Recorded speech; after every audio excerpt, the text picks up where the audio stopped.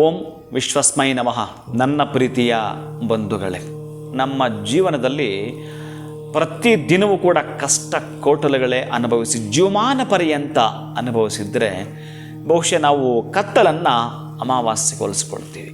ನಮಗೆ ಯಾರಾದರೂ ಒಳ್ಳೆಯದನ್ನು ಮಾಡಿದರೆ ನಮ್ಮ ಕಷ್ಟ ಕಾಲದಲ್ಲಿ ಬಹಳ ತೃಪ್ತಿಯಾಗ್ತಕ್ಕಂತಹ ಒಂದು ಕೆಲಸ, ಒಂದು ಸಹಾಯ ನಮಗೆ ಮಾಡಿದರೆ ಅಮಾವಾಸ್ಯೆ ಕತ್ತಲಲ್ಲಿ ಪೌರ್ಣಮಿ ಬಂದಾಗ ಆಯಿತು ಅಂತ ನಾವು ಅಂದ್ಕೊಳ್ತಿರ್ತೀವಿ. ಅಂತಹ ಪೌರ್ಣಮಿ ದಿನ ಈ ದಿನ ಅತ್ಯಂತ ಅದ್ಭುತವಾಗಿರತಕ್ಕಂತಹದ್ದು.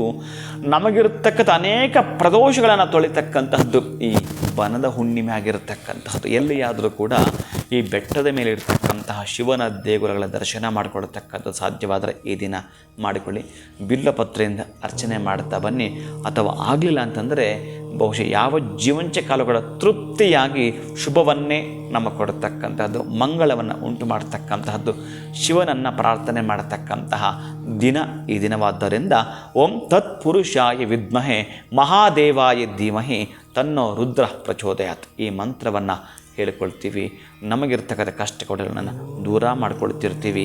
ಇನ್ನು ಸಾಧ್ಯವಾದರೆ ಈ ದಿವಸ ಎಳನೀರು ವೃದ್ಧರಿಗೆ ಕೊಡ್ತಕ್ಕಂತಹದ್ದು ಅಥವಾ ಅನಾರೋಗ್ಯ ಪೀಡಿತರಾಗಿರ್ತಕ್ಕಂಥವರಿಗೆ ಅವರಿಗೆ ಬೇಕಾಗಿರ್ತಕ್ಕಂತಹ ಈ ಮೆಡಿಕೇಷನ್ ಕಿಟ್ಟನ್ನು ಅವರಿಗೆ ಕೊಡ್ತಕ್ಕಂಥದ್ದನ್ನು ಕೂಡ ಅತ್ಯಂತ ಪ್ರಗತಿಯತ್ತ ನಾವು ಧಾವಿಸ್ತೀವಿ. ಯಾಕಂತಂದರೆ ಕೊಟ್ಟಿದ್ದು ತನಗೆ ಬಚ್ಚಿಟ್ಟಿದ್ದು ಪರರಂಗೆ ಅಂತ.